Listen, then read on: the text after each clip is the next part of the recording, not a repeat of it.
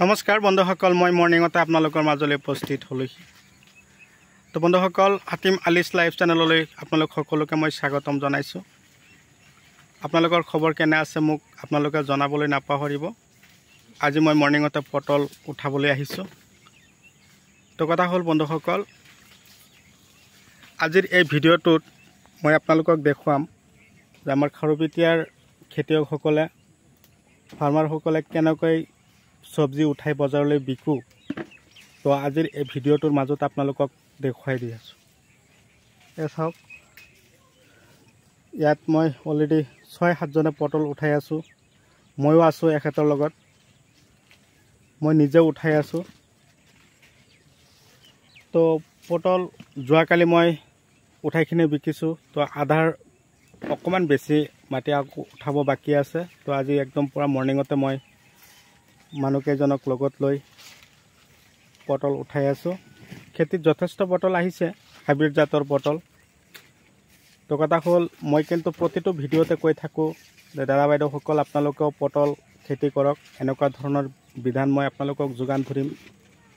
তো আপোনালোকে বহুতে লৈছে, কিন্তু কথা হ'ল কি, আটাইতকৈ লাভান্বিত খেতি হ'ল পটল খেতি।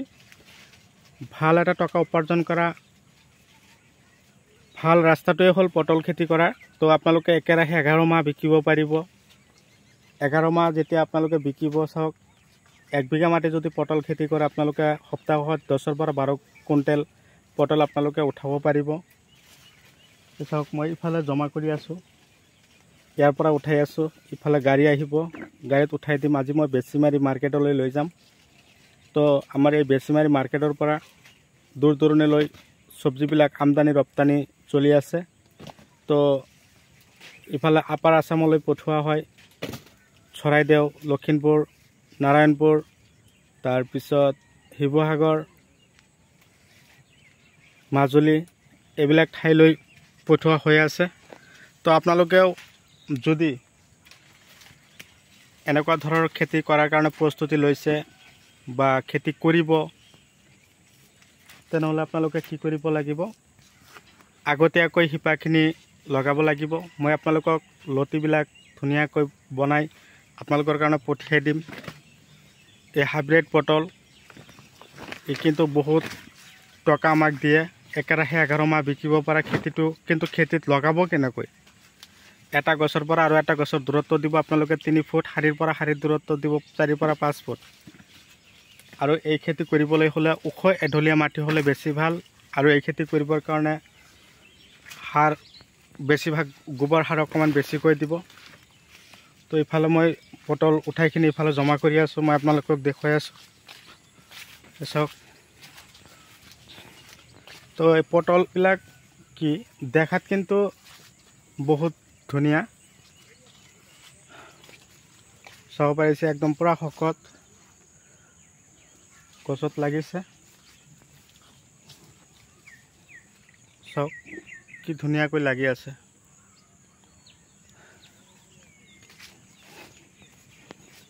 আৰু এই চাওক, ইয়াত জমা কৰি আছোঁ উঠাই কিনে। যোৱাকালি মই 3 কুইণ্টেল বিকিলোঁ, আজি আকৌ 3-4 কুইণ্টেল উঠাম। বৰ্তমান বজাৰত পটলৰ দামো ভাল। তো যিদিনাখন পটল উঠাব সেইদিনাখন আপোনালোকে খেতিত দানা সাৰ দিবৰ কাৰণে প্ৰস্তুতি ল'ব। মই যোৱাকালি অলৰেডি আপোনালোকক মই ভিডিঅ' দিছোঁ, যোৱাকালি মই পটল উঠাইছিলোঁ। এই চাওক, তেতিয়া মই এই কালা যাদু এটা দানা আছে, এই কালা যাদু দানাটো খেতিত মই দিছোঁ। তাৰ লগতে মই 15 কিলো DAP দিছোঁ, 14-28, ইউৰিয়া দিছোঁ 10 কিলো, 95 দিছোঁ 1 কিলো। এইবিলাক দানা সাৰ মিলাই মেগনেছিয়াম দিছোঁ 5 কিলো। তাৰপিছত কি কৰিলোঁ, কেলছিয়াম দিলোঁ 5 কিলো। ধুনীয়াকৈ সাৰখিনি মিক্স কৰি মই খেতিত সিঁচিছোঁ। এতিয়া পটল গছত তাৰমানে এটা পটল অকণমান বেকা হৈ আছিল, সেইকাৰণে মই মেগনেছিয়াম কেলছিয়াম দিলোঁ। এইবিলাক সাৰ দিলে কি, দানাবিলাক দিলে গছৰ ফলনবিলাক ভাল হয় আৰু মাজে মাজে ৰজোটা চাই পাৱাৰ প্লাছ ভিটামিনবিলাক দি থাকোঁ দাহাত স্প্ৰে কৰোঁ ডাষ্টাৰ দিওঁ এইবিলাক দিলে গছৰ আগবিলাক সুস্থ থাকে পোকে ডিষ্টাৰ্ব কৰিব নোৱাৰে